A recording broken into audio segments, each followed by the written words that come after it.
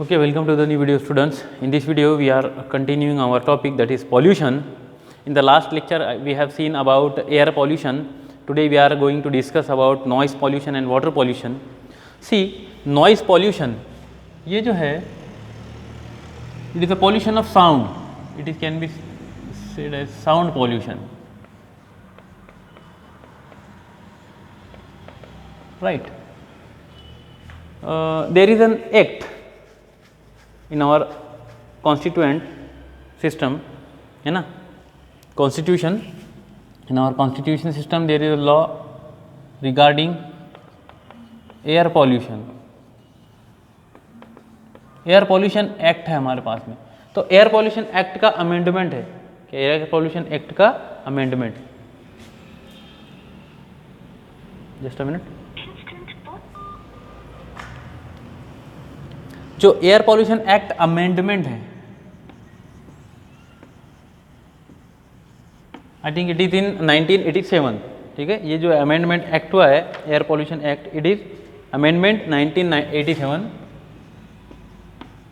According to this act, Air Pollution Act Amendment, according to this, sound can be considered as a pollutant. Sound एक pollutant का काम करता है, ऐसा ये एक्ट के अंदर लिखा है. और उसके अंदर ये है कि we cannot use the noise above a certain decibel, है ना. कुछ फॉर एग्जांपल ये जो डीजे सिस्टम है, म्यूजिक सिस्टम है ना, फायर क्रैकर्स है, उसके बाद में we can say the plane, है ना, एरोप्लेन वगैरह जो उड़ते हैं, तो ये सारे जो सोर्सेज ऑफ साउंड है, they are the sources of sound pollution, है ना. तो ये हमको देखना है इसके अंदर नॉइज़ पॉल्यूशन. क्या इसके बहुत ज़्यादा हानिकारक इफेक्ट होते हैं, है ना. अगर हम जेट प्लेन की टेक ऑफ को, है ना, जेट प्लेन का टेक ऑफ जब होता है तो इतनी ज़्यादा मात्रा में वहाँ से साउंड निकलती है कि we can become permanently deaf.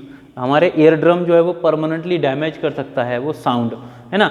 और इसके बहुत सारे इफेक्ट ये है हार्मफुल के जो छोटे बच्चे होते हैं, छोटे बच्चे उनका जो हियरिंग मैकेनिज्म होता है, वो साउंड जो हमको नहीं सुन सकते हैं वो भी उतनी साउंड, और उनके ईयर वो सुन सकते हैं, है ना.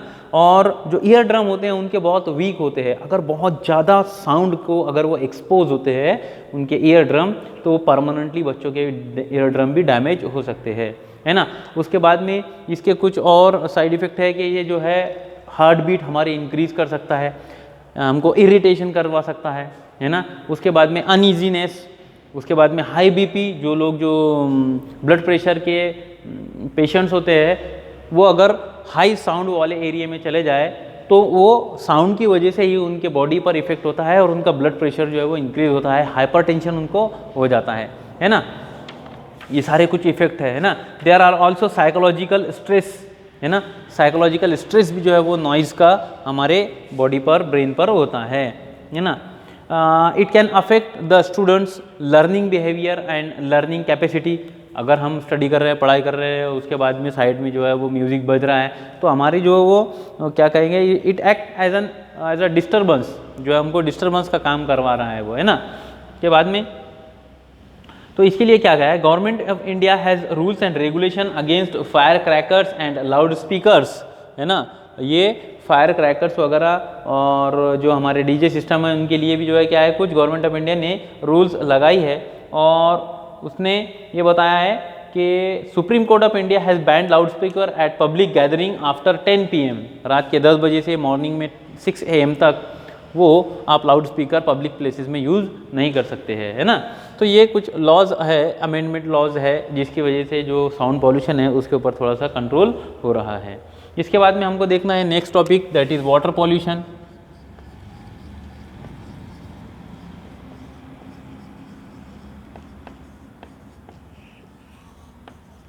वाटर पॉल्यूशन, देखो ये बहुत इंपॉर्टेंट और सीरियस इशू है. वाटर पॉल्यूशन क्या होता है कि ये वाटर हम डायरेक्टली कंज्यूम करते हैं हमारे ड्रिंक करने के लिए, है ना.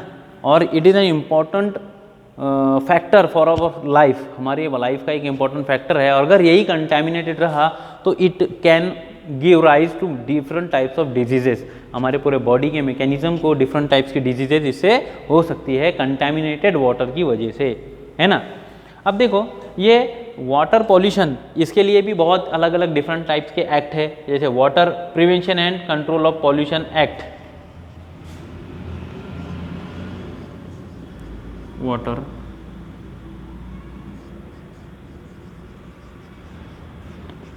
Prevention and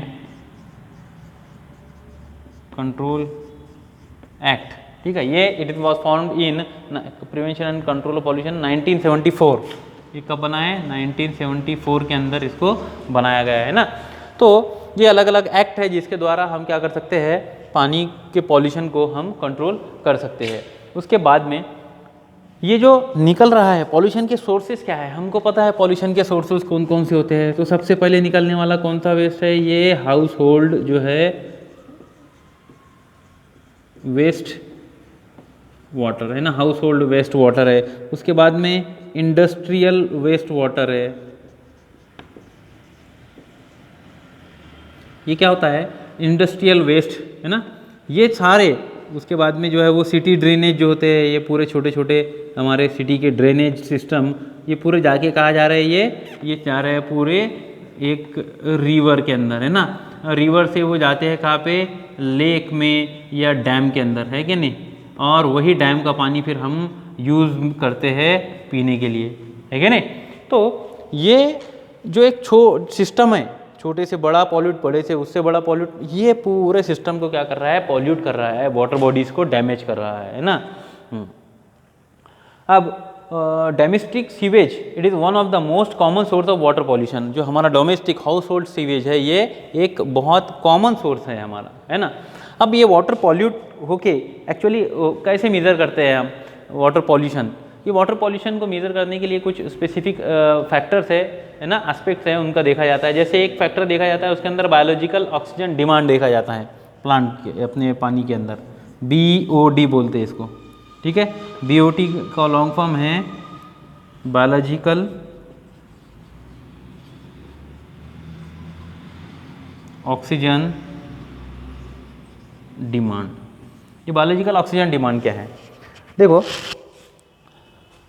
biological oxygen demand, it can be defined as the amount of oxygen required by microorganism to decompose the organic matter present in the water, है ना।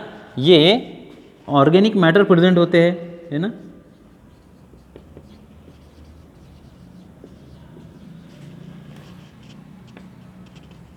Present in water. अब ये ऑर्गेनिक मैटर को decompose करना है ना। तो decompose कौन करता है, माइक्रोब्स करते हैं, ठीक है। माइक्रो ऑर्गेनिज्म जो पानी के अंदर प्रेजेंट है, वाटर के अंदर, वो माइक्रो ऑर्गेनिज्म या ऑर्गेनिक मैटर को डिकम्पोज करते हैं। इनको ऑर्गेनिक मैटर को डिकम्पोज करने के लिए ये माइक्रोब्स को क्या लगता है, माइक्रोब्स को लगता है ऑक्सीजन, है ना।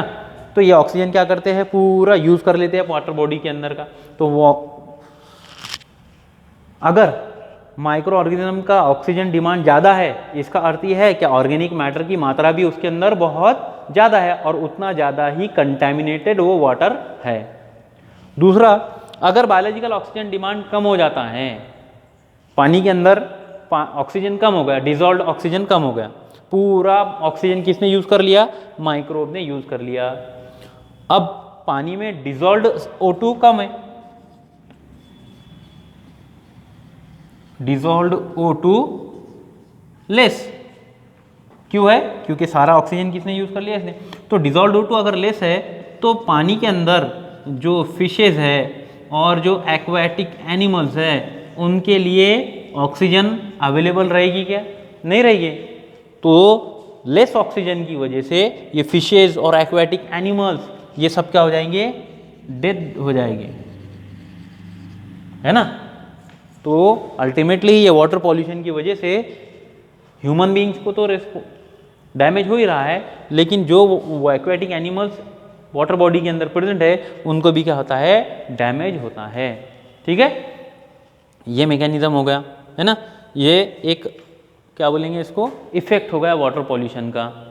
दूसरा इफेक्ट हमारे वाटर पॉल्यूशन के अंदर एक प्रोसेस होता है, वो होता है यूट्रोफिकेशन। देखो इम्पॉर्टेंट शब्द है ये, याद रखना इसको, यूट्रोफिकेशन।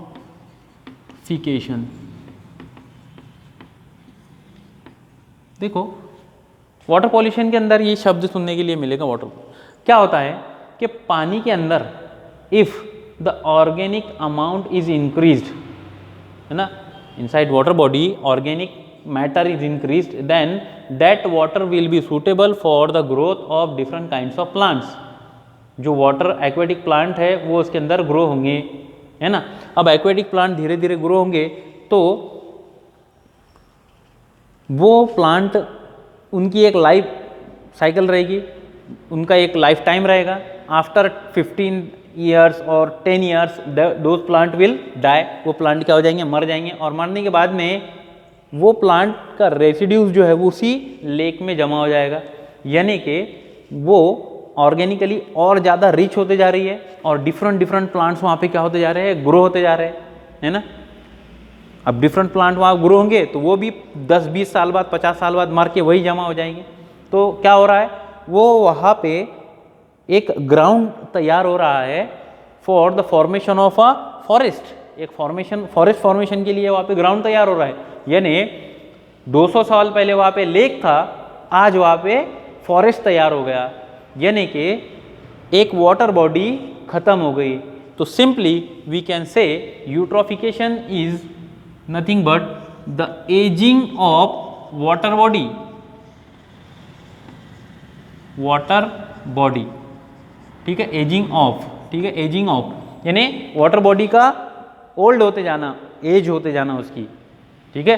और ये कैसे होता है, ये बहुत स्लो मैकेनिज्म है ना।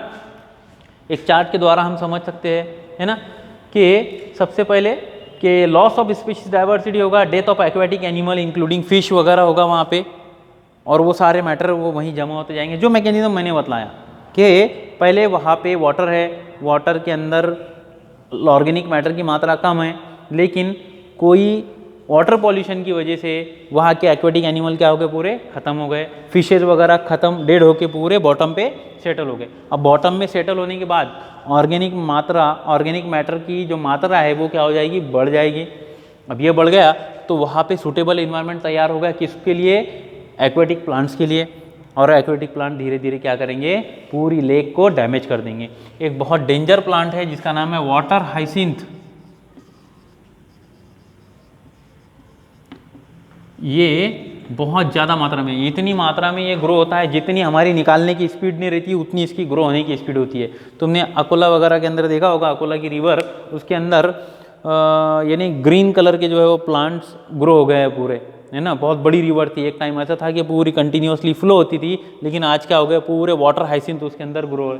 बड़ी बड़ी लेक्स है, वो लेक्स के अंदर भी वाटर हाइसिंथ ग्रो हो जा रहे हैं, है ना। यानी 1 महीने में निकालो तो 15 दिन में ये वापस आ जाते हैं, ठीक। तो ये वाटर हाइसिंथ एक प्लांट है ना।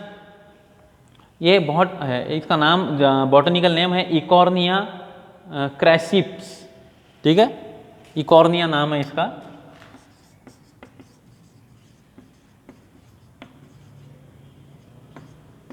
ये बॉटनिकल नेम है उसका, ये याद रखना, वाटर हाइसिंथ का। तो एक्वेटिक प्लांट है जो कि वाटर बॉडी के लिए बहुत ज़्यादा हार्मफुल है, ठीक है, ये याद रखना तुम लोगों ने, ठीक। तो ये कुछ ऐसे सोर्सेज है जिसकी वजह से हमारे क्या हो रहा है, वाटर बॉडीज डैमेज हो रही है ना। इसके बाद में एक प्रोसेस होता है बायोमैग्निफिकेशन का।